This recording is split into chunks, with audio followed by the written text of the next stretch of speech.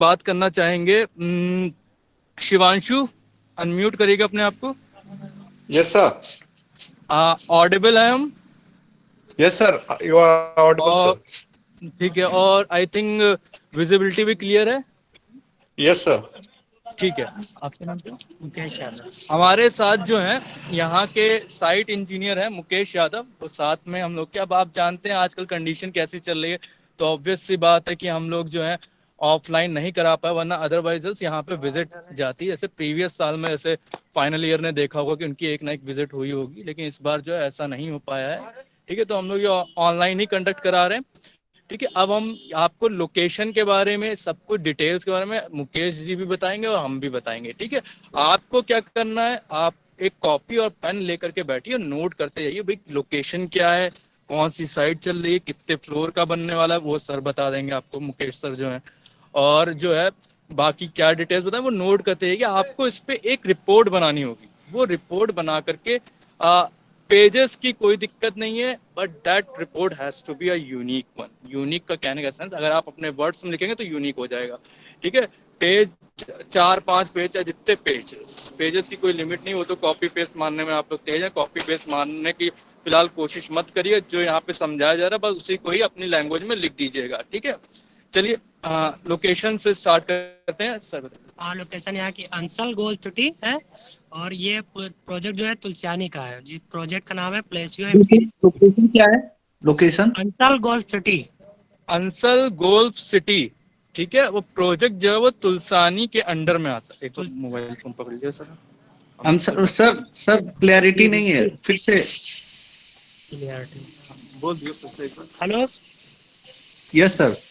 जी, कह रहे हैं ये जो प्रोजेक्ट है अंसल गोल्फ सिटी के अंदर है, ओके और ये प्रोजेक्ट है, ये तुलसियानी का प्रोजेक्ट है। बिल्डर इसके जो है तुलसियानी के हैं। हेलो,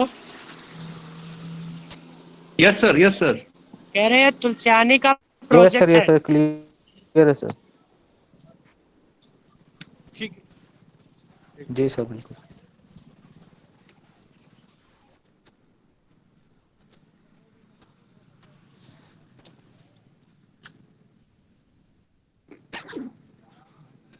हेलो, सर आवाज आ आंसर रही है?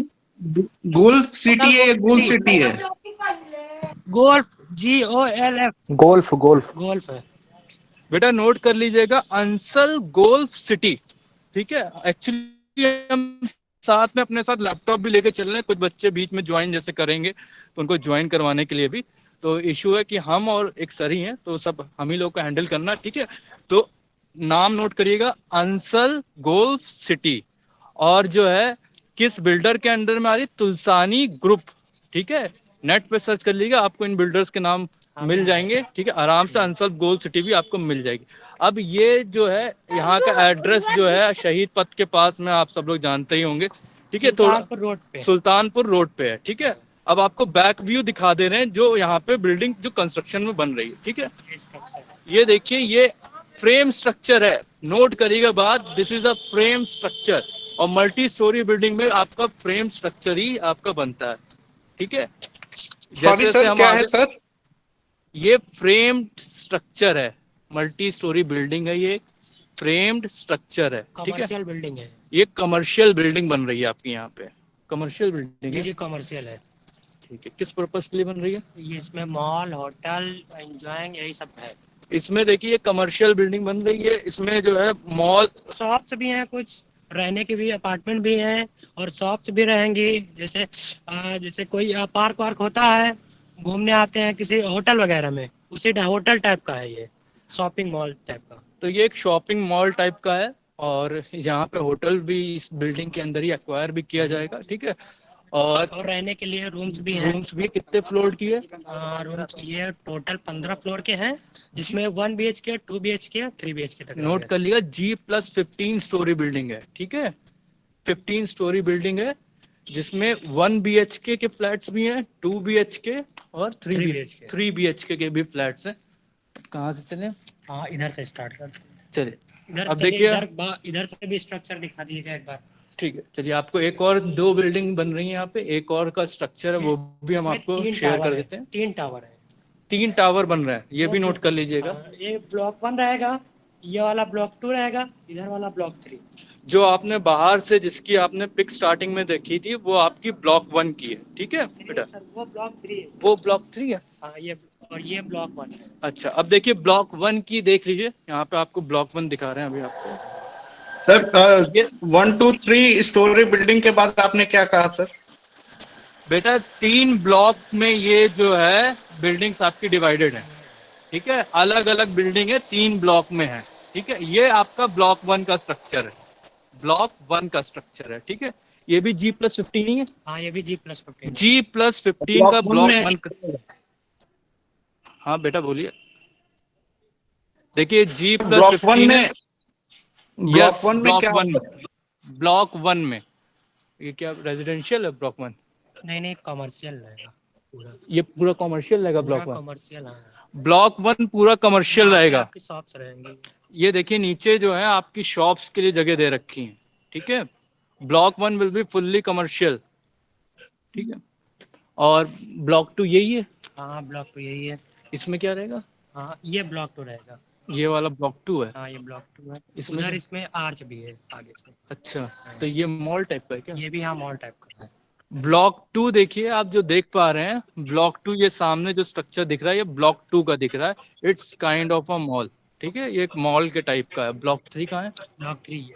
ब्लॉक 3 का स्ट्रक्चर देखिए, इसमें क्या है? इसमें रहने के लिए रूम्स अवेलेबल रहेंगे।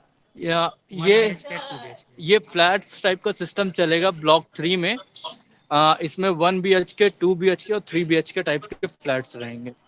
कॉलम से स्टार्ट करते हैं।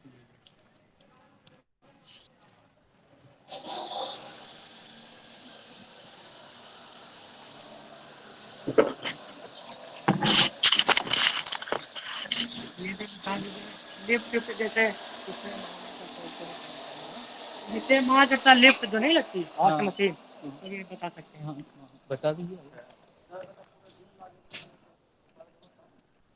देखिए यहाँ पे कंस्ट्रक्शन अभी प्रोग्रेस में है, ठीक है? यहाँ पे भी सारे प्रोटोकॉल बहुत ज्यादा यूज हो रहे हैं। हमको भी एंट्री R.K. श्रीवास्तव सर को तो जानते ही होंगे, उनके थ्रू ही एंट्री मिल गई है, अदरवाइज पहले मना कर दिया गया था। तभी आपकी इंडस्ट्री थोड़ी डायनामिक टाइप की है, ये हमारे लिफ्ट लगी हुई है, इससे कंक्रीट वगैरह सब ऊपर भेजा जाता है। ठीक है? बेटा एक कंक्रीट के हॉल है, जो हॉलिंग के लिए, ये कह लीजिए कंक्रीट के ट्रांसपोर्टेशन के लिए यहाँ पे मशीन लगी हुई है, इस पर बकेट है। ठीक है? विथ बकेट है, और ये मशीन है इसकी, फास्ट मशीन इसको बोलते हैं। ठीक है? हॉर्स मशीन बोलते हैं जो है, ठीक है? सर कौन सी मशीन बोलते हैं सर इसे? Horse machine. एक बार जरा मशीन का कुछ वो मिल जाएगा? हाँ ले लीजिए ना। ये मोटर्स लगी होती है। ये देख लिए किस टाइप की मशीन है। देखिए इसकी बेल्ट पुली पे काम कर रही है, ठीक है? और यहाँ पे ये लगा हुआ, और सामने देखिए ये आपकी जो है बकेट लगी हुई है, ठीक है? उससे ये लोग ट्रांसपोर्ट करते हैं कंक्रीट को अप साइड और डाउन साइड। RMC आती है जो गाड़ी RMC की, इसी में डालकर RMC की गाड़ी कंक्रीट निकाल के बकेट में डाल के ऊपर ट्रांसपोर्ट किया जाता है इसमें।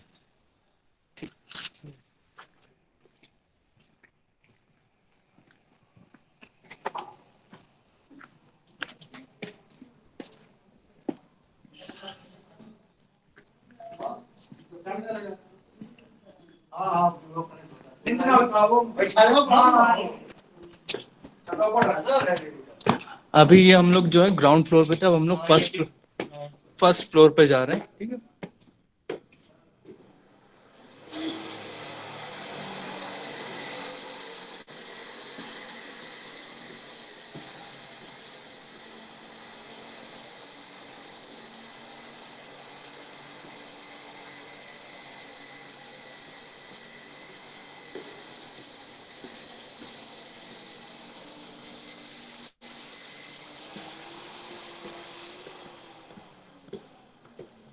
ये खाना भी 2 दिन पहले क्लास कराया गया है। कौन सा कॉलम? ये वाले। ये देखा।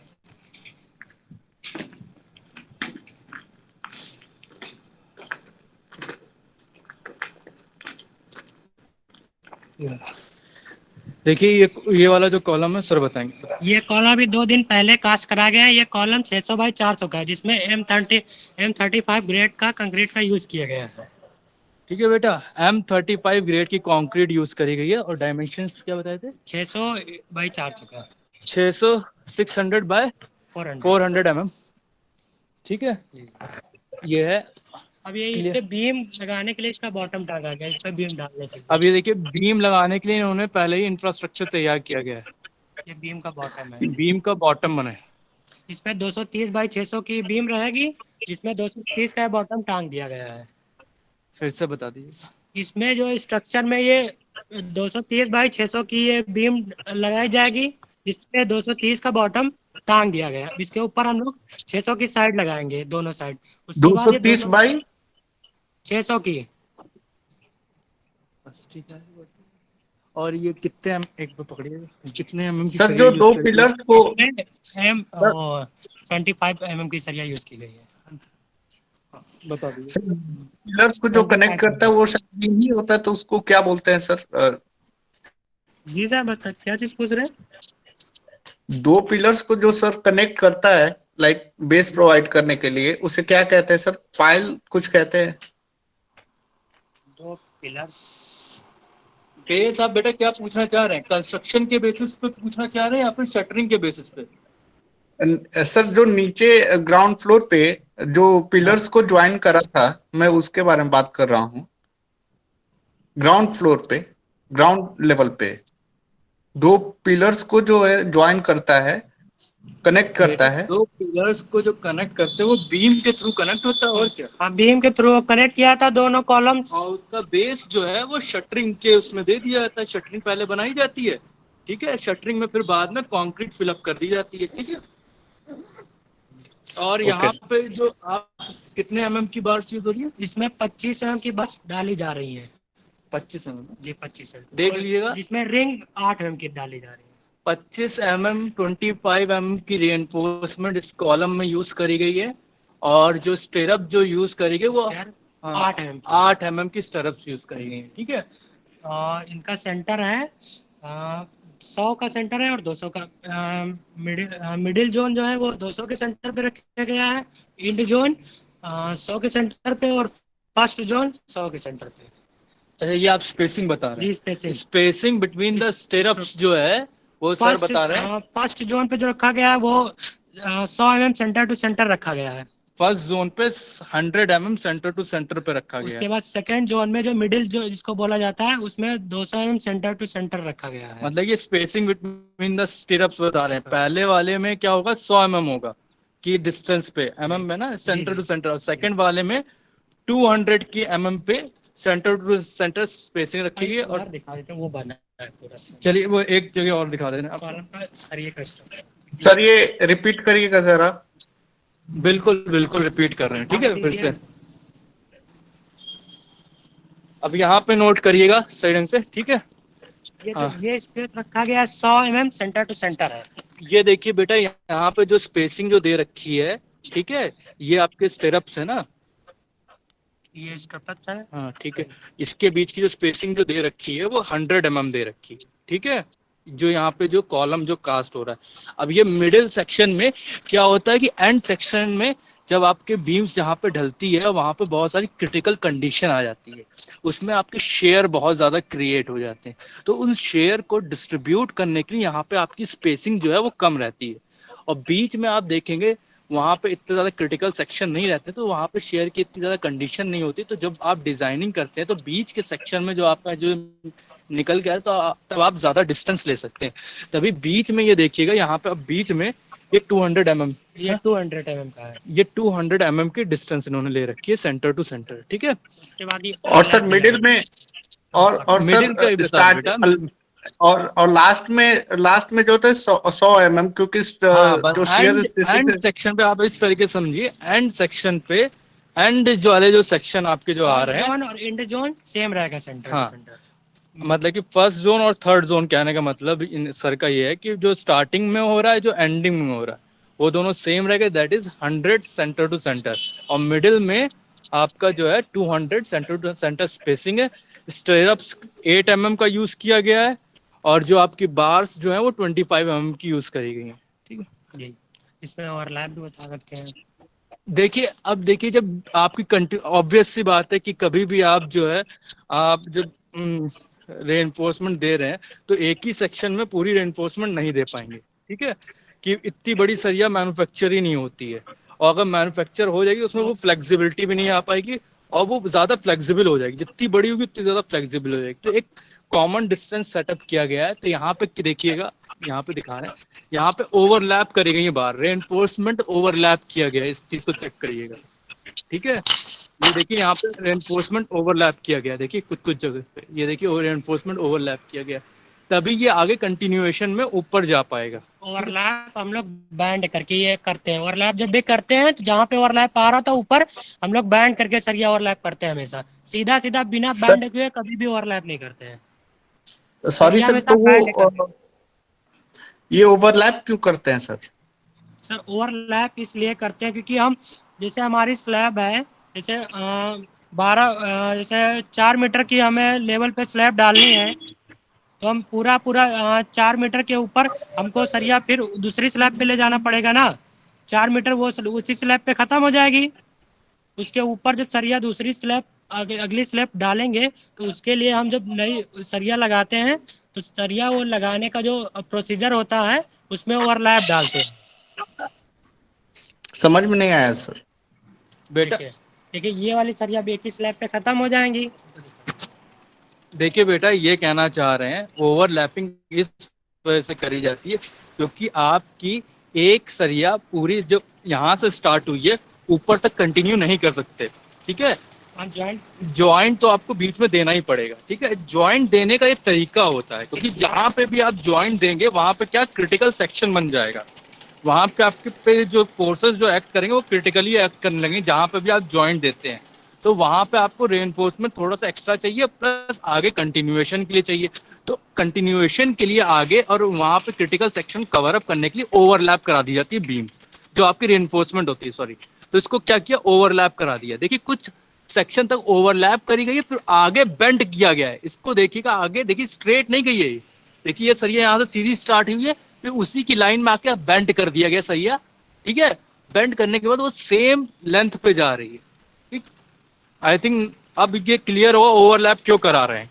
ठीक है, चलिए अब आगे। सर कपड़ा का यूज क्यों नहीं कर रहा है? कवर ब्लॉक ऐसे सरिया का स्ट्रक्चर लगाते हैं। जैसे 600 बाई अगर 400 की ये हमारा, अगर हमारे कॉलम से 600 बाई 400 का डलवाना है तो कॉलम में हमेशा 40 का हम लोग कवर ब्लॉक यूज़ करते हैं। तो इसका हम लोगों का सरिया जो हम डालेंगे यहाँ से, इस सरिये का जो साइज होगा पूरा, तो ये क्या चीज है, कवर ब्लॉक है? ये कवर ब्लॉक है। ये किस तो लिए यूज करते हैं? ये 40 का हम लोग कंक्रीटिंग के लिए स्पेसिंग होता है। इसके बाद सरिये के बाद ये 40 का कंक्रीट पड़ेगा। अच्छा, आगे मतलब कि जब इसकी शटरिंग होगी। जी जी। देखिए बेटा, यहाँ पे कवर ब्लॉक यूज किया गया। कवर ब्लॉक का मतलब जब आप शटरिंग करेंगे तो आपको कंक्रीट ऑब्वियस सी बात है 20 mm तक ले जाते हैं एज पर आईएस कोड, है ना। 20 mm की दे रखा हो क्लियर कवर।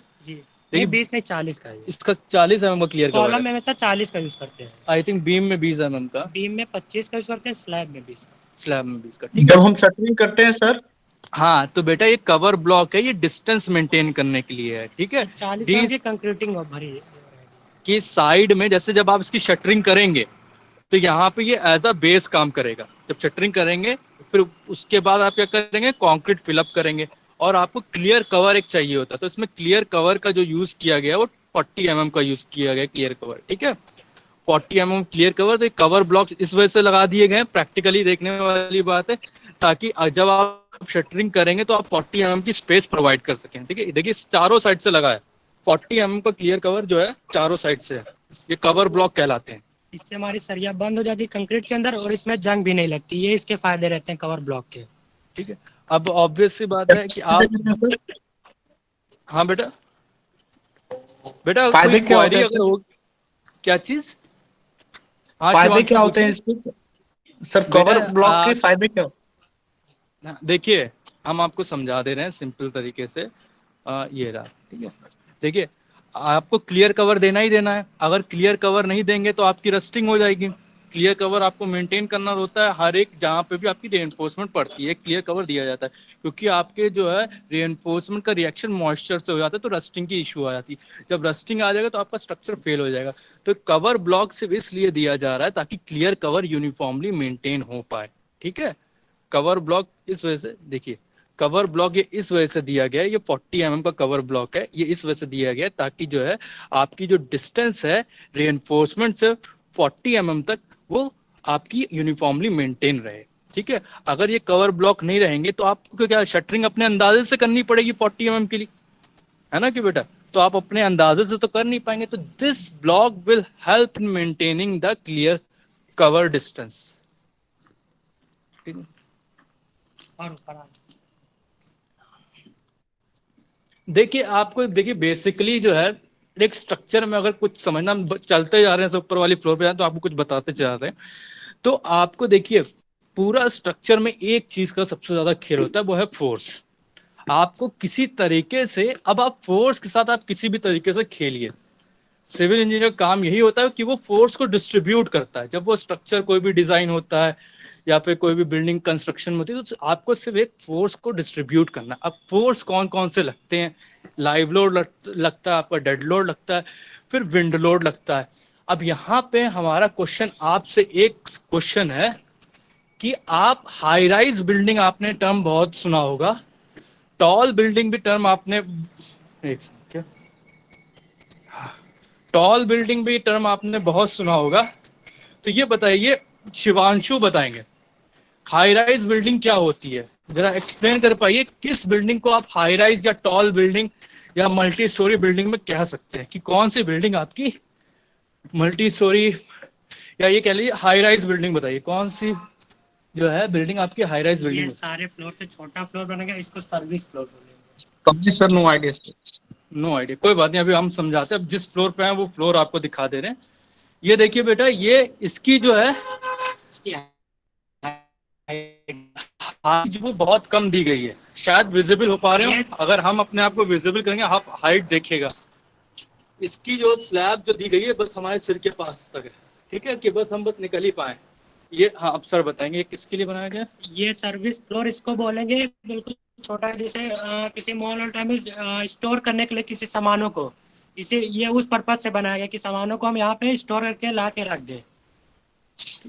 तो एक तरीके से ये सर्विस रूम की तरीके से भी काम करेगा और एज अ स्टोरेज रूम भी काम करेगा। अब सर्विसिंग के लिए देखिए आपको पता है किसी भी बिल्डिंग, कौन सा फ्लोर है ये, सर्विस फ्लोर इसको बोलेंगे। नहीं फ्लोर नंबर कौन सा है बता दो। फ्लोर नंबर ये सेकंड फ्लोर के बाद ये चौथा फ्लोर रहेगा, फोर्थ फ्लोर। Fourth floor. यानी कि हम सबसे एंड में रखते हैं इसको एज ए स्टोरेज के लिए। नहीं बेटा सबसे इधर लास्ट सुनिएगा, देखिए सर्विस ये फोर्थ फ्लोर पे है, एक तरीके से आप मान सकते हैं। देखिए सर्विस फ्लोर के यूटिलाइजेशन क्या क्या हो सकते हैं, आपको ये पता है कि पानी जैसे मानते हैं वाटर पंपिंग आपको करनी है, तो आपको कुछ कुछ डिस्टेंस के बाद में जितने हॉर्स पावर की आपकी मोटर लगी होगी तो कुछ कुछ डिस्टेंस के बाद में आपको एक और मोटर देनी हो सकता हो।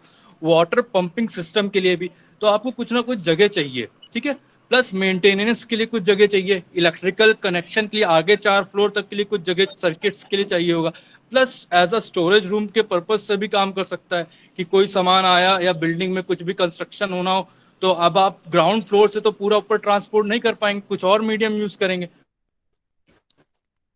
इस तरीके से बहुत सारी चीजों में ये सर्विस फ्लोर जो है आपका यूज हो सकता है। ये सर्विस फ्लोर दिया गया है आपका फोर्थ फ्लोर के बाद। ठीक है,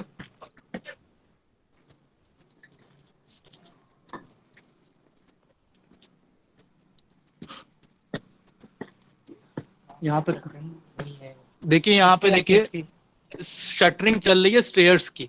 अब मतलब कि इसके ऊपर नहीं जा पाएंगे ना हम लोग। नहीं चले जाएंगे, ये कास्टिंग हो चुकी है। अच्छा कास्टिंग हो चुकी।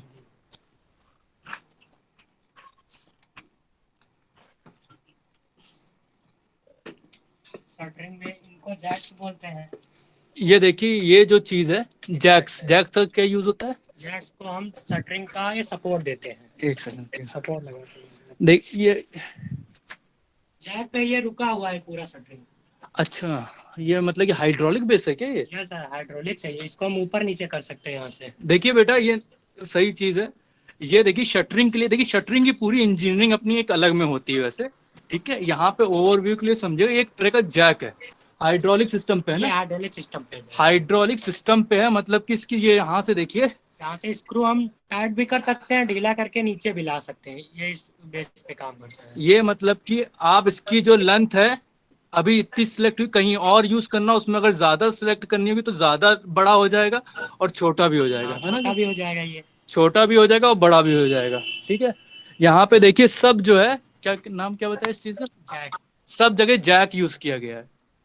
ठीक है, यहाँ पे जैसे आपने घरों में देखा होगा, हम लोग क्या करते थे, सरिया, सॉरी, बल्ली यूज कर लेते थे, यूज कर लेते हैं। बल्लियां यूज करते थे, और बैम्बूज की भी यूज कर सकते थे, शटरिंग के लिए बैम्बू भी यूज होता था। ठीक है, यहाँ पे जो है जैक यूज किया गया, स्लैब के सपोर्ट के लिए जैक लगाए गए हैं। और ये देखिए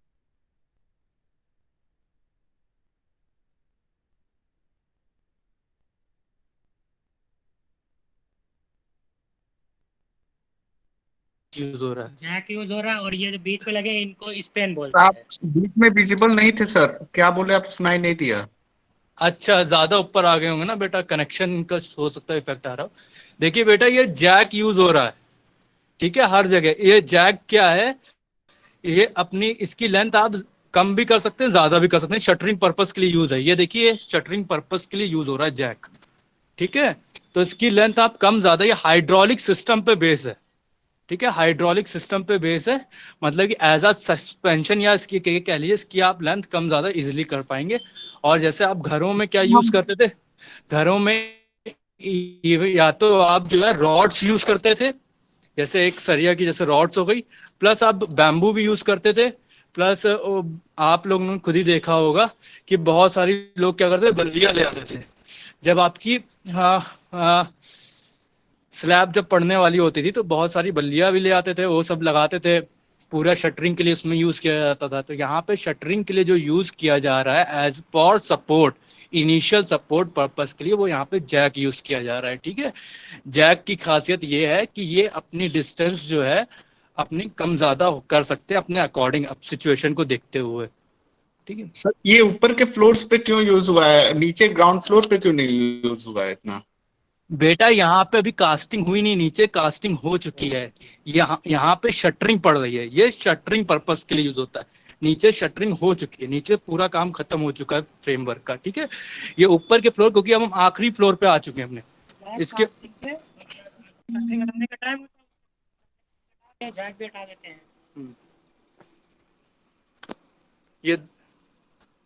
ये देखिए आप लोग कि हम लोग जो है लास्ट फ्लोर पे अपने आ चुके हैं, और यहाँ से ये आपका फ्लोर है।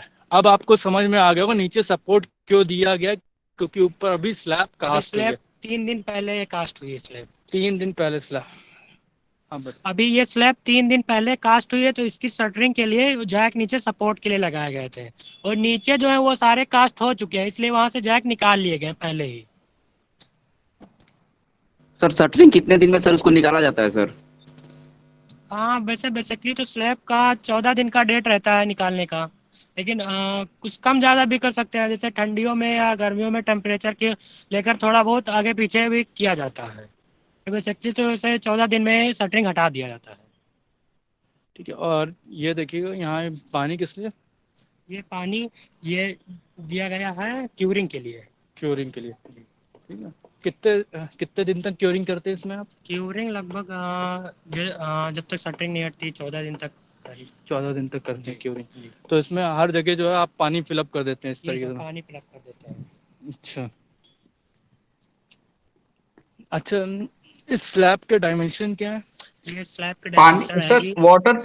वाटर तो बेसिकली स्ट्रेंथ के लिए यूज किया जाता होगा। बेटा, यहाँ पे जो वाटर जो डाला गया वो क्योरिंग के लिए, आपको क्यूरिंग के पता है लिए। क्योरिंग आपको बहुत ज्यादा जरूरी रहता है। कितने डेज के लिए, यहाँ पे तो फिलहाल 14 डेज के लिए किया जाता है, वैसे बेसिकली 30 डेज तक क्यूरिंग होती है। ठीक है, 30 डेज। 30 डेज के लिए बेसिकली आप क्यूरिंग कर सकते हैं, 30 दिन तक।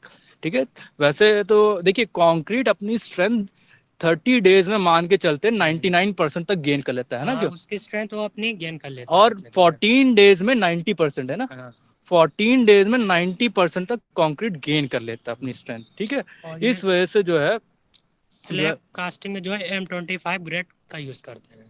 ठीक है, अब स्लैब कास्टिंग में जो है M25 ग्रेड का इन्होंने कंक्रीट यूज किया है।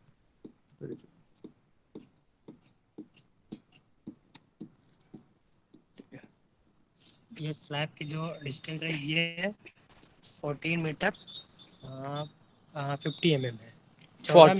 देखिए अब यहाँ पे बहुत इंपॉर्टेंट चीज सर बता रहे हैं, स्लैब की आपको डायमेंशन बता रहे हैं, ठीक है।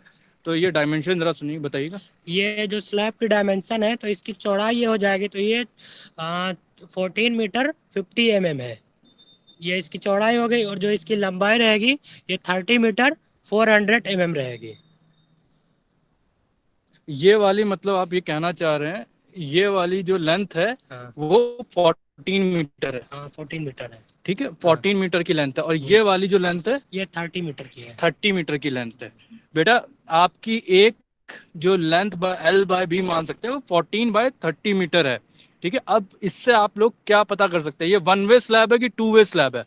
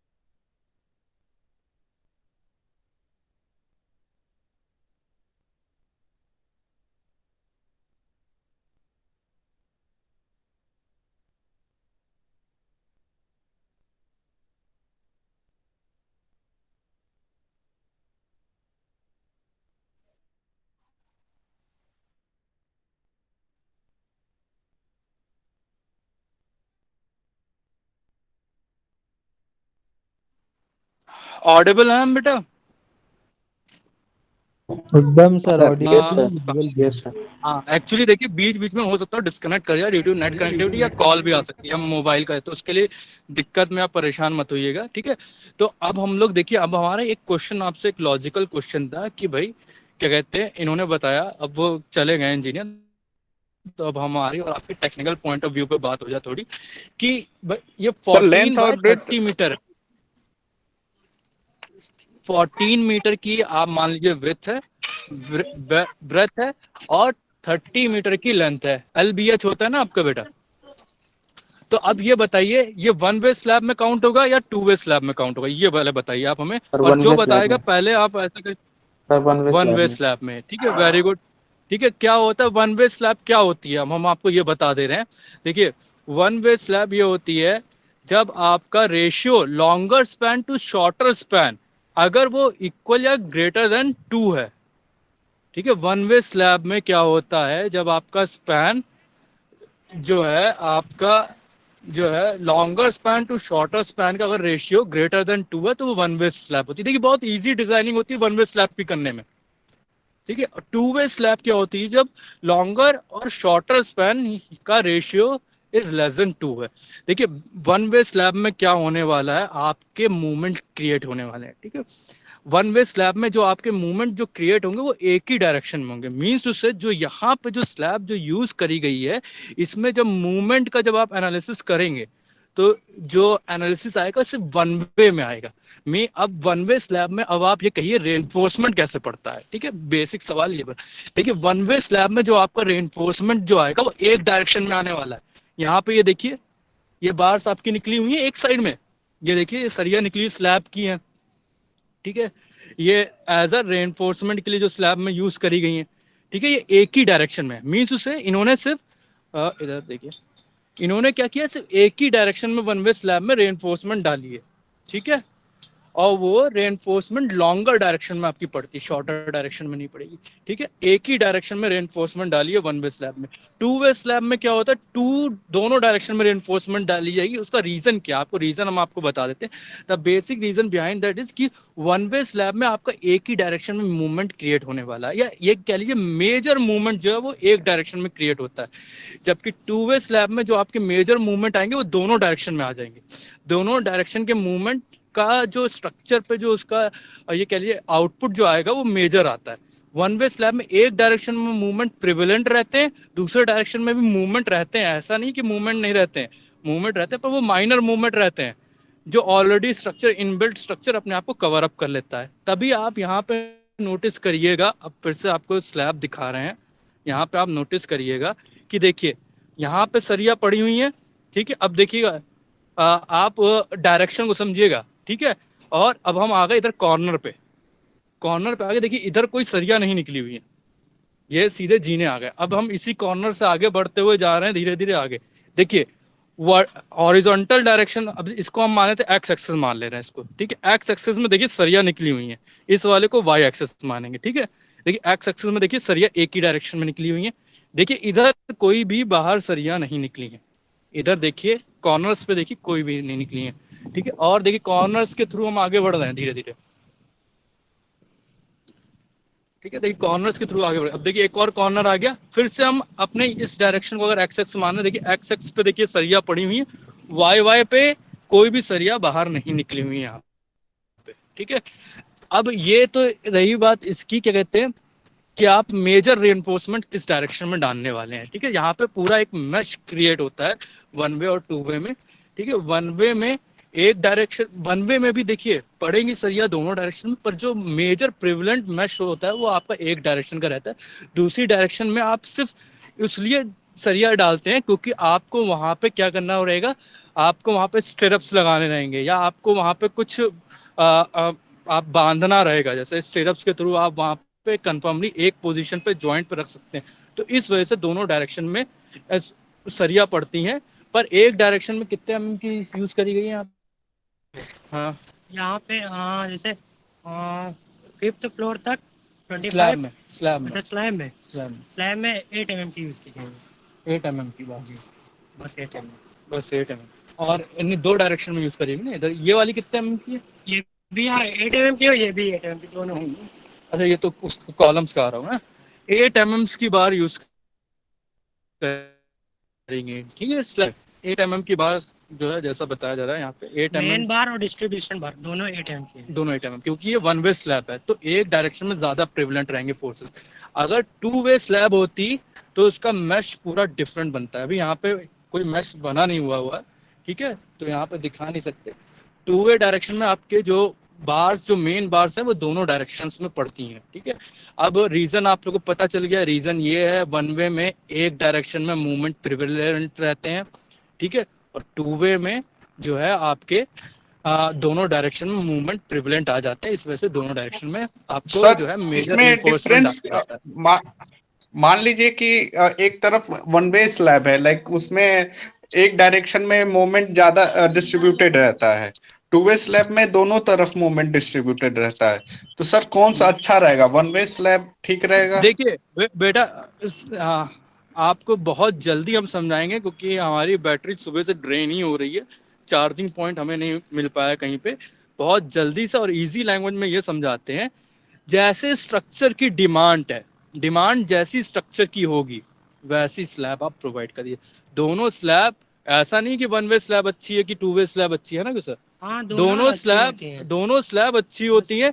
कि अब ये देखिए यहाँ पे देखिए, एक कॉलम आप कहीं पे कॉलम प्रोवाइड करेंगे, दूसरा कॉलम प्रोवाइड करेंगे, तो कुछ एक डिस्टेंस किसी आर्किटेक्ट या किसी स्ट्रक्चरल डिजाइनर ने सोच करके दिया होगा कि हम इतनी डिस्टेंस कवर अप कर सकते हैं, या मिनिमाइज करने के लिए कि हम हॉल बनाने जा रहे हैं, तो उसके हिसाब से जैसी आपकी रिक्वायरमेंट होती है आप वैसा प्रोवाइड करिए। There is no issue between one way slab और टू वे स्लैब। ठीक है, और दूसरी चीज आप ये समझिए, देखिएगा एक सिंक्रोनाइजेशन, देखिएगा आप सिंक्रोनाइजेशन ये देखिए कि जो कॉलम आपका सबसे स्टार्टिंग में स्टार्ट हो रहा था वो आपका टॉप फ्लोर तक जा रहा है।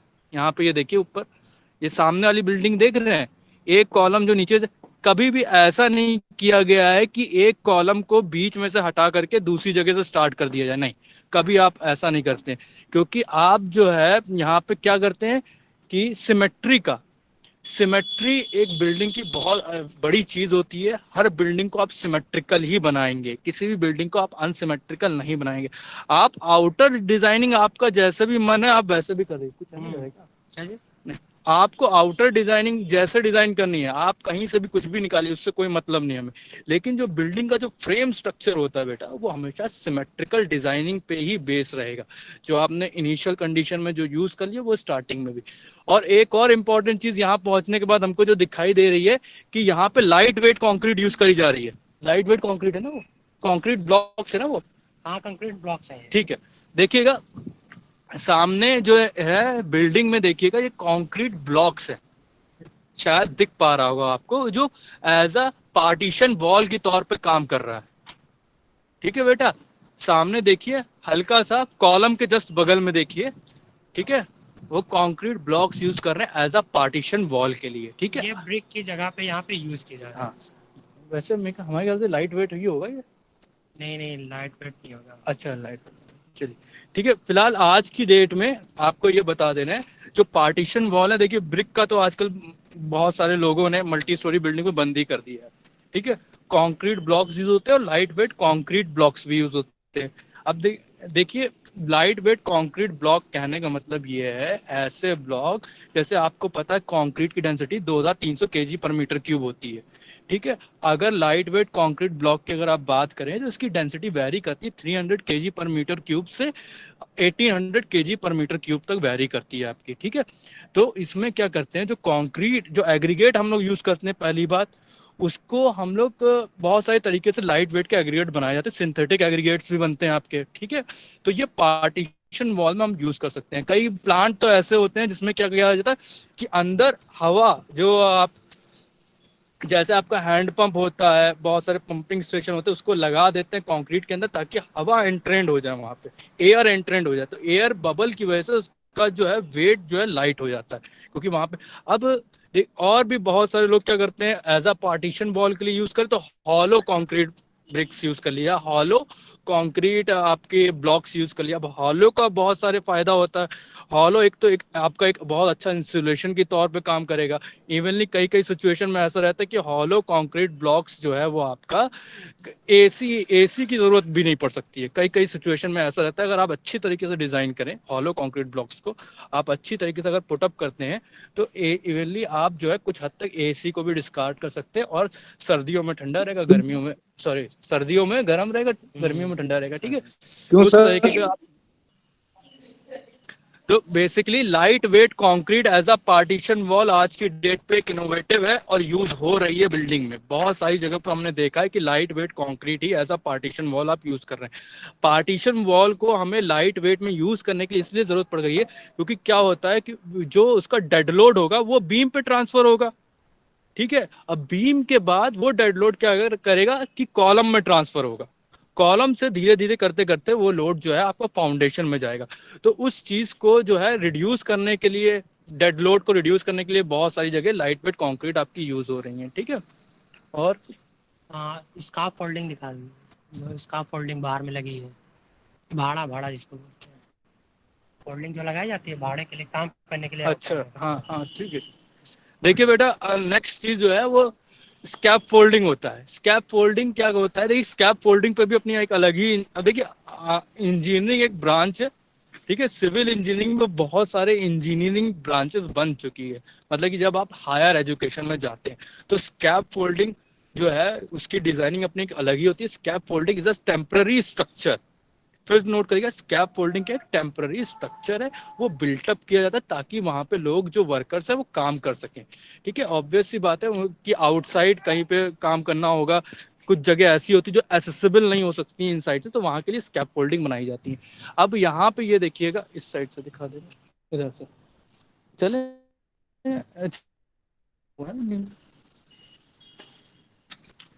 इधर से जा सकते हैं।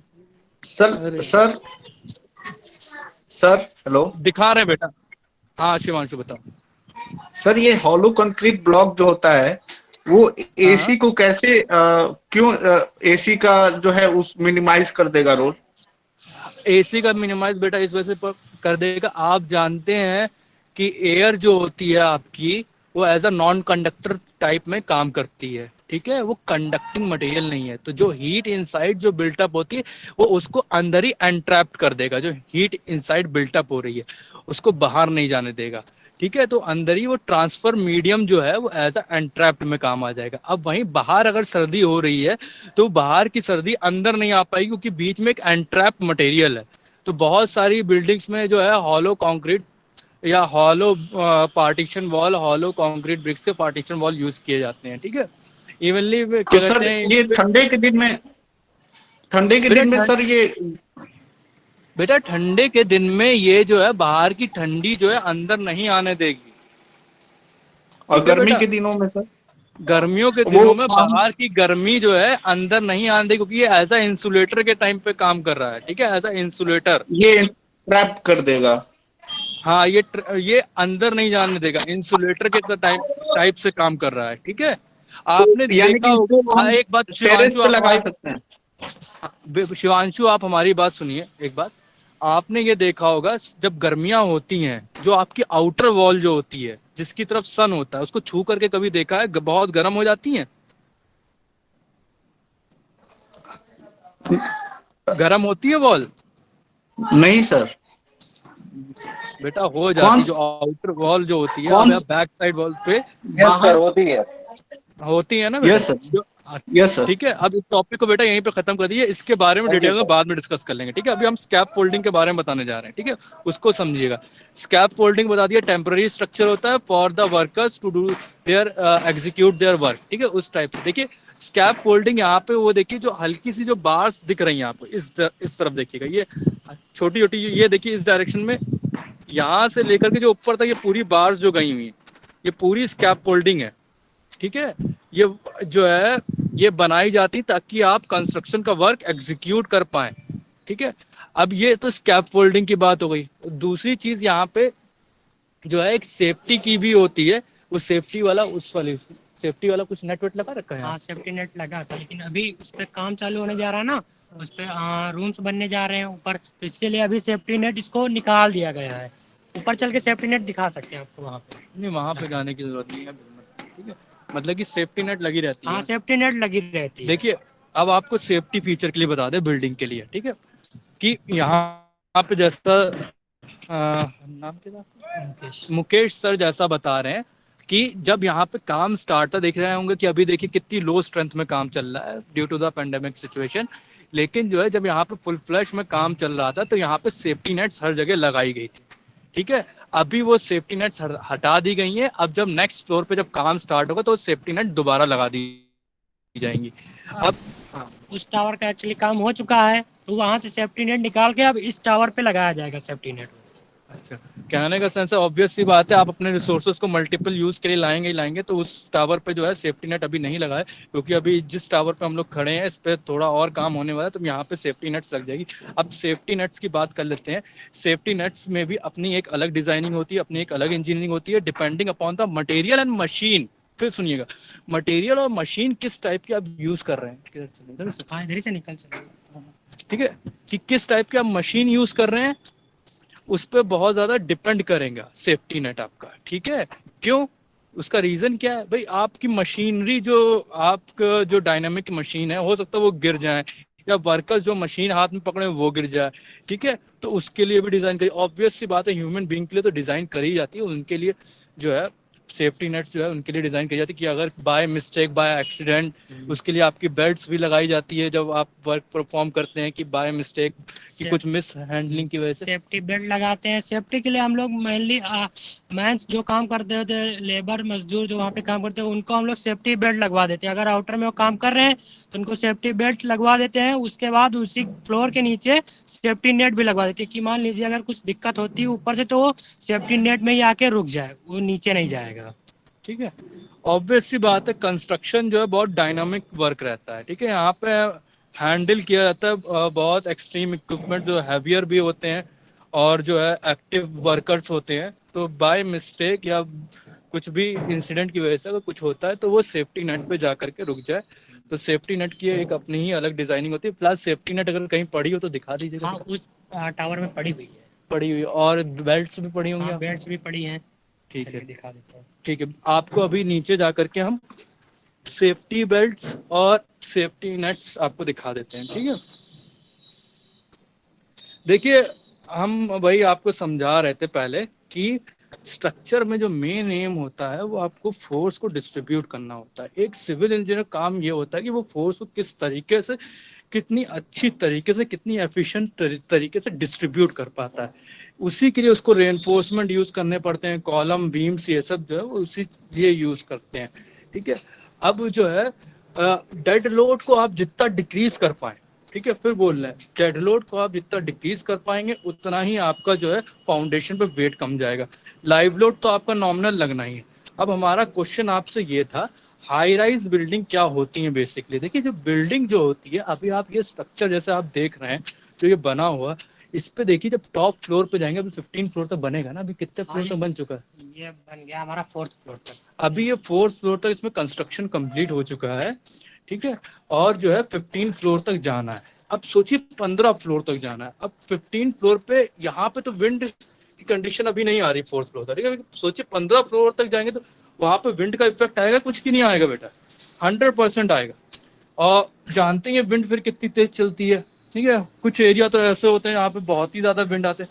तो वो बिल्डिंग या वो फ्लोर या वो हाइट जहां पे आप जो है विंड का की कैलकुलेशन अपनी एनालिसिस में लेना स्टार्ट कर देंगे, वो फ्लोर वो हाइट जहां पे विंड फोर्सेस आर प्रिविलेंट, उस फ्लोर के बाद प्रिविलेंट हो जाते हैं। That you have to take that into consideration. ठीक है, तो वो आपकी हाई राइज या टॉल बिल्डिंग में आपकी चली जाएगी। आपके पास कोई और ऑप्शन होता नहीं, क्योंकि ऑब्वियस सी बात है। कुछ बताएं क्या है? इधर चलते हैं, सेफ्टी नेट आप। अच्छा ठीक है, तो देखिए आपको पता होगा द टॉलेस्ट बिल्डिंग अभी तो फिलहाल बुर्ज खलीफा ही है, उसके बगल में एक और उससे भी बड़ी बना रहे हैं। तो कहा यह जाता है कि बुर्ज खलीफा पे जो बिल्डिंग पे जो एयर की वजह से, सिर्फ एयर की वजह से, और तो कोई फ्लोर कोई फोर्स काम नहीं करने वाला, सबसे टॉप मोस्ट फ्लोर पे it can move up to 1 metre. सोचिए, it's a very rigid structure. एक रिजिड स्ट्रक्चर में इतनी फ्लेक्सिबिलिटी दी गई है कि टॉप फ्लोर 1 मीटर मूव कर सकता है at any X Y Z direction, Z नहीं कहेंगे, एक्स वाई में डायरेक्शन में 1 मीटर तक मूव कर सकता है and it will have no impact. उसका सिर्फ रीजन ये है, वो मूवमेंट इस वजह से दिया गया क्योंकि विंड फोर्सेस को काउंटरैक्ट करने के लिए। ठीक है, विंड फोर्सेस वहां पे बहुत ज्यादा प्रिविलेंट हो जाए, हाइट बढ़ती जाएगी वैसे से विंड फोर्सेस आपके प्रिविलेंट होते जाएंगे। तो हमारी बेसिक जहां पे विंड फोर्सेस आपके प्रिविलेंट फोर्सेस में आने लगे, अपने डिजाइन में कंसिडर कर रहे हैं एज पर द आईएस कोड, वो फ्लोर या वो हाइट के बाद जो है आपकी बिल्डिंग हाई राइज बिल्डिंग या टॉल बिल्डिंग कहलाएगी। ठीक है, वैसे आपकी एक अर्थक्वेक की भी डिजाइनिंग होगी। अर्थक्वेक की क्लास आप लोग पढ़ ही रहे होंगे, बहुत सारी चीजें हैं बताने को। ठीक है, तो अर्थक्वेक भी की डिजाइन में कंसिडर किया जाता है, उसके लिए बहुत सारे फीचर्स हैं। अगर कभी मौका मिलेगा और तो हम वो बात आपको समझाएंगे। ठीक है, अभी यहाँ पे देखिएगा, यहाँ पे आपकी रिटेनिंग वॉल बनाई गई है। सर आवाज नहीं आ रही सर। रिटेनिंग वॉल बनी है। Am I audible now? अब ऑडिबल है? Sir yes sir. Clear visible audible है सर, क्लियर विजिबल अच्छा नहीं है सर। ये स्लैब पड़ने के बाद, क्या मतलब ये? अच्छा, ये रिटेनिंग वॉल। हाँ, ये स्लैब जो पड़ रही है ये रिटेनिंग वॉल पे पड़ रही है। ये 2 फ्लोर नीचे बेसमेंट में। अच्छा, बेसमेंट है ये बेसमेंट है। ठीक है, मैं बता दूंगा। हाँ, अब हम तो क्लियर दिखाई दे रहे हैं ना बेटा? Yes sir. ठीक है, अब आप हमको हमारी बात सिंपल लैंग्वेज में सुनिएगा। देखिए, जहाँ पे भी बेसमेंट बनेगा, ठीक है, जहाँ पे भी बेसमेंट बनता है वहाँ पे आप एक रिटेनिंग वॉल प्रोवाइड करते हैं। अब रिटेनिंग वॉल के बहुत सारे फीचर्स आ चुके हैं, बहुत सारी उस सारी टेक्निकलिटी में नहीं जाएंगे। अभी फिलहाल इस बिल्डिंग में जो रिटेनिंग वॉल जो यूज़ करी गई है वो सबसे नीचे बेसमेंट की तरफ यूज़ करी गई। उसका आपको एक दूर से ही व्यू दिखा दे रहे हैं। ये देखिए, जो ब्राउन मैरून कलर का या कर लीजिए ब्राउन कलर टाइप कलर का जो आपको नीचे जो दिख रहा है, ये पूरी रिटेनिंग वॉल के लिए स्ट्रक्चर बनाया गया है। ठीक है, अब ये रिटेनिंग वॉल बेसमेंट पे ही मैक्सिमम टाइम पड़ती है। इसका बेसिक रीजन ये रहता है कि एक आपका अर्थ प्रेशर होता है। ठीक है, अर्थ क्या करती है, हॉरिजॉन, देखिए आपके हॉरिजॉन्टल डायरेक्शन में ऑब्वियस सी बात है अर्थ प्रेशर आपको पड़ सकता है। जो आप बगल में अगर लोकल लैंग्वेज में अगर बहुत देहाती लैंग्वेज सुनना है, तो बगल में जो मिट्टी जो पड़ी रहती है वो एक प्रेशर डालती है किस पे, वॉल्स पे। तो उस प्रेशर को एलिमिनेट करने के लिए हम लोग को रिटेनिंग वॉल डालना बहुत ज़्यादा ज़रूरी हो जाता है। ठीक है, अगर हम रिटेनिंग वॉल नहीं डालेंगे तो आपकी वहीं से बिल्डिंग जो है, आपका वो फाउंडेशन कह लीजिए या बेसमेंट कह लीजिए, दिक्कत हो जाएगी वहाँ पे। फिर रिटेनिंग वॉल आपके आई थिंक ड्रेनेज पर्पस, मतलब कि बाहर से सीप ना कर पाए पानी, उसके लिए भी यूज़ हो सकती है कि आपके जो बाहर जो सॉइल जो पड़ी हुई है, जिस टाइप की सॉइल पड़ी वो सीप करके अंदर ना जा पाए, उसमें भी यूज हो सकती है रिटेनिंग वॉल। ठीक है बेटा, अब हम आपको अर्थ फिलहाल क्रिएट करता है प्रेशर। बैटरी बची है 7%। हाँ बताइए क्या कहना चाह रहे हैं। सर अर्थ क्रिएट करता है प्रेशर ऑन द वॉल। अर्थ नहीं, देखिए देखिए आपको पता है एक एक्टिव प्रेशर होता है। देखिए आपने जियोटेक इंजीनियरिंग शायद कुछ लोगों ने पढ़ ली है, जियोटेक्निकल इंजीनियरिंग। क्या होता है इसमें, Yes, दो टाइप के प्रेशर होते हैं। ठीक है, एक्टिव प्रेशर और पैसिव प्रेशर। ठीक है, तो जो एक्टिव प्रेशर होता है हमेशा डिजाइनिंग हम लोग उसके लिए कर देते हैं। ठीक है, एक्टिव प्रेशर में क्या है, जैसे मान लेते आपसे हम बस इतना पूछें कि डैम बनाते हैं, डैम बनाने उसमें पानी से फिलअप करते हैं, तो वो एक हॉरिजॉन्टल डायरेक्शन में एक प्रेशर डालते ही हैं। ऑब्वियस सी बात है, जब पानी से फिलअप होगा तो उसके लिए इतनी बड़ी सी फाउंडेशन दी जाती है, क्योंकि जैसे जैसे डेप्थ ज्यादा होती जाएगी वैसे वैसे आपका जो है प्रेशर इंक्रीज होता जाएगा। ठीक है, डेप्थ जैसे जैसे हम नीचे जाते जाएंगे वैसे वैसे प्रेशर जो है, जो वाटर का जो है वॉल पे प्रेशर जो है वो इंक्रीज करते हैं due to the depth. Same condition यहाँ पे भी चल रही है। यहाँ पे क्या है, जैसे जैसे आप नीचे चले जाएंगे वैसे वैसे सॉइल का जो है आगे जो है बगल में जो अर्थ का जो है वो जो प्रेशर है वॉल पे या जो है उस पे वो इंक्रीज करता जाएगा जैसे डेप्थ में हम नीचे जाते रहेंगे। ठीक है, तो इसके लिए हम लोग रिटेनिंग वॉल यूज करते हैं उस प्रेशर को काउंटरैक्ट करने के लिए। ब्लॉक में हर 1200 की हाइट पे एक बाइंडर पड़ता है 75 है। ठीक है, अब ये देखिएगा, ये देखिए एज ये पार्टीशन वॉल ही है ये भी। ये पार्टीशन वॉल है। देखिए अब पार्टीशन वॉल के लिए जो ब्लॉक जो यूज कर रहे हैं यहाँ पे कंक्रीट ब्लॉक यूज कर रहे हैं। ठीक है, देखिए एक हाथ से हम उठा पा रहे हैं लाइट वेट, ये भी ऑब्वियस सी बात है। ब्लॉक पूरा वो है, ऐसा रहता है। ये कटिंग है। ये कटिंग है, ठीक है, ये एक कटिंग थी ब्लॉक की। पूरा ये साइज है। देखिए ब्लॉक का पूरा ये साइज का ब्लॉक रखा गया है। इसको उठा पाएंगे हम? नहीं नहीं ये उठा पाए। अच्छा ठीक है, ये जो है एक पूरा ब्लॉक का साइज है। ठीक है, ये एक पूरे ब्लॉक का साइज है। साइज क्या होगा सर? पता है ये इसका साइज ये आपका 230 रहेगा। 230 बाय 6, ये 200 का 230 230 mm बाय 200 mm का साइज है जो यहाँ है। ठीक है, अब ये देखिएगा यहाँ पे मुकेश सर जो है कुछ सर बताना चाह रहे हैं, जो यहाँ के इंजीनियर है। ये देखिए, ये आपका जो है ये चीज जो है, ये जो देख रहे हैं ये ब्लॉक्स हैं। ठीक है, एज अ पार्टीशन वॉल के लिए यूज किए गए। ये चीज बाइंडर्स कहलाता है। इसको बाइंडर सब बोलते हैं। इसको बाइंडर्स बोलते हैं। बताइए बाइंडर्स का क्या यूज है। ब्लॉक्स में जब हम वॉल बनाते हैं तो वॉल्स के इसकी स्ट्रेंथ के लिए, मजबूती के लिए हर 12 जब ब्लॉक ग्राउंड लेवल से नीचे से 1200 की हाइट पे हम लोग 75 mm का ये बाइंडर डालते हैं हमेशा। ये इससे मतलब हमारी वॉल की मजबूती रहती है, इसलिए और अब एक तरीके से कह सकते हैं हम लोग कि वॉल अपनी जगह पे रहे, जगह पे। हाँ, मतलब कि इधर उधर ना जाए। ठीक है, देखिए सर ने जो बताया कि बेस से लेकर के 1200 mm, 1200 mm है ना? 1200 mm मतलब 1.2 मीटर हो गया। 1.2 मीटर 1.2 मीटर, हर 1.2 मीटर पे एक बाइंडर डाल देते हैं। ठीक है, और ये बाइंडर के बाद अगले 1.2 मीटर फिर बाइंडर देखिए अगले 1.2 मीटर फिर बाइंडर डाल दिया। देखिए इसके 2-3-4 पर्पस सर जो बता रहे हैं वो ये है। एक तो स्ट्रेंथ का पर्पस है कि पार्टीशन वॉल में भी हमको थोड़ी बहुत स्ट्रेंथ चाहिए। और जो आप मूवी देखते हैं ना बेटा, कि हीरो आया और दीवार तोड़ के घुस गया, ठीक है, वो काम यहाँ पे ना हो पाए, क्योंकि अब क्या होगा, इसकी स्ट्रक्चरल इंटीग्रिटी बढ़ गई। इसकी जो है में हम लोग स्टील का यूज करते हैं। स्टील का बाइंडर यूज, इसकी स्ट्रक्चरल इंटीग्रिटी बढ़ गई। यहाँ पे कोई मूवी नहीं चल रही है, यहाँ पे रियल लाइफ चल रही है कि आप दीवार तोड़ तोड़ कहीं जा ना पाए। पहले किसी ने अगर अगर ये सोचे अगर ये बाइंडर ना डालें और हम सेंटर पे पहुंच करके इस पर फोर्स लगा दे तो ये सबसे वीकेस्ट एरिया आ जाएगा और तो ये वीकेस्ट एरिया आने की वजह से इसमें जो है टेंशन फोर्स वो जो है बहुत ज्यादा क्रिटिकल हो जाएंगे और ये जो है वॉल टूट सकती है इजली। तो बाइंडर एक तो अपनी जगह पे इसको स्टेबल रख रहा है, स्ट्रेंथ इसकी इंक्रीज कर रहा है और प्लस मूवमेंट का हल्का सा थोड़ा सा इक्वेशन में इक्वेट भी कर रहा है। बाइंडर का ये रोल है। सब बाइंडर की डायमेंशन क्या होगी? बाइंडर की डायमेंशन बेटा सेम रहेगी जिस जितने लेंथ की जो है आपकी, जैसे कंक्रीट ब्लॉक आई है 0.075 मीटर, 0.075 मीटर रहेगा, 75 mm रहेगा। 75 mm को जब मीटर में करना, अच्छा 0.07, ठीक है। कह रहे 0.075 मीटर मतलब कि 75 mm का बाइंडर है आपका। 7.5 सेंटीमीटर मान लीजिए, ठीक है, का बाइंडर रहता है ये है। और विथ तो आपको पता ही है कंक्रीट ब्लॉक की जितनी रहेगी उतनी विथ पे हम डालेंगे।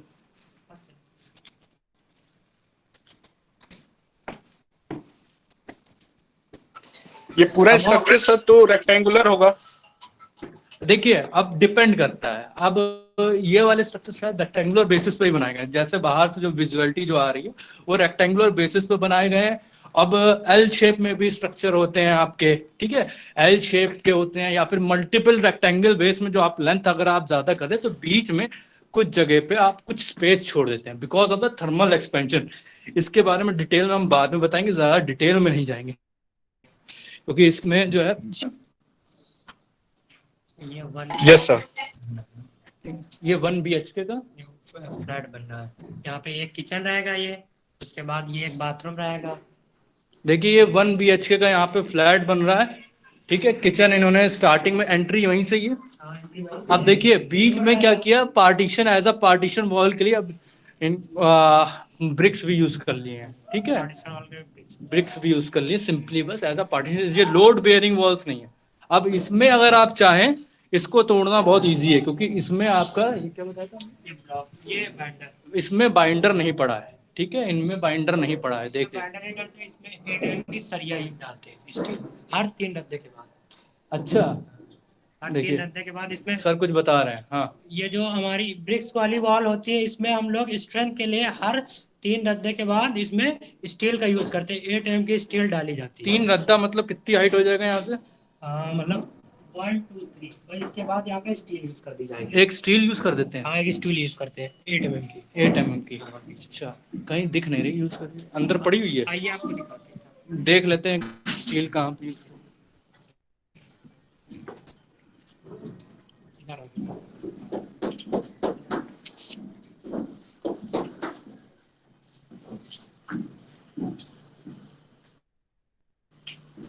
स्टील ये देखिए निकल रही है, दिख रही है। हाँ ये देखिएगा बेटा, आपको नजदीक से दिखा देते हैं।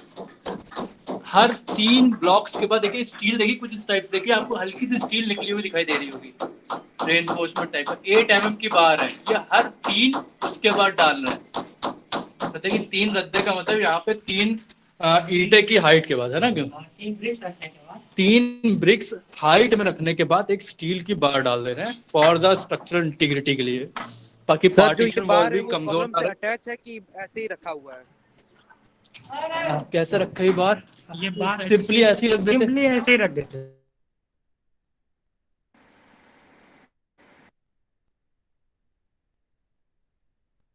वहां पे मोड़ काम करने लगेगा। मतलब कि आपका जो है इसमें टेंशन फोर्स भी थोड़ा बहुत काउंटरैक्ट करने के लिए वो बाहर रखती जाती है।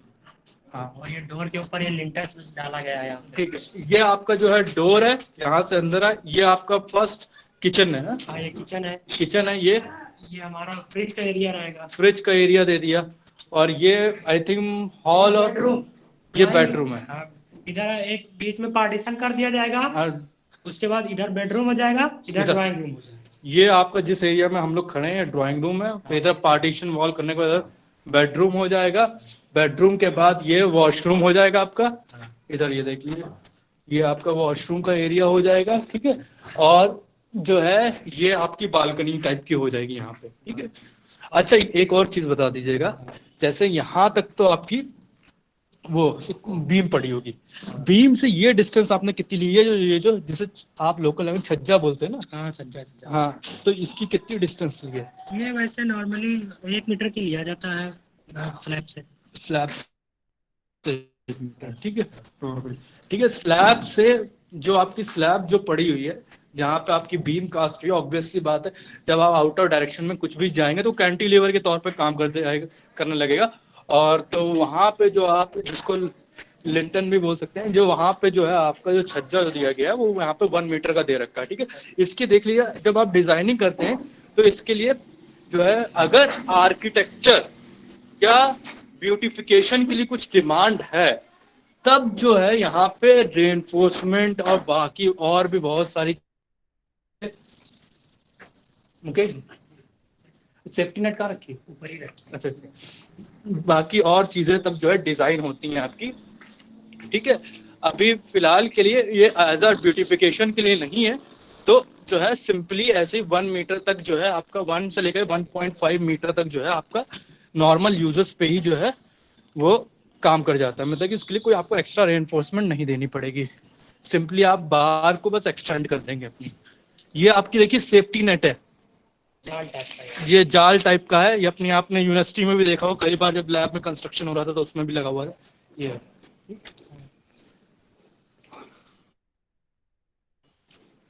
ठीक है, चलिए आई थिंक मुकेश इस विजिट के लिए। ठीक है, और अब हम एंड करते हैं क्योंकि अब हमारे मोबाइल में जो बैटरी जो बची है वो अराउंड 1% की बची है, एंड होने वाली। ठीक है, जो है आज की इंडस्ट्रियल विजिट यहीं पे ही खत्म करते हैं।